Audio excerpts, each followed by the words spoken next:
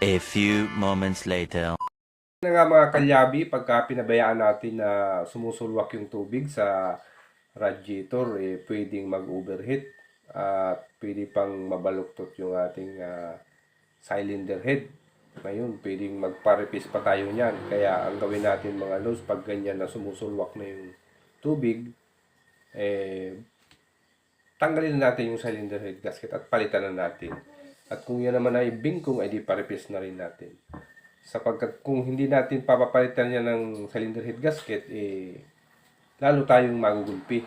Kasi pwedeng pag-overheat yan, pabaluktot ang cylinder head. Tapos, pumutok pa yung radiator kung talagang magkakaroon ng pressure. Pwedeng magulpi tayo sa gastos. Kaya, gawin natin guys yan pag ganyan na ng sumusulwak na tubig at grabe na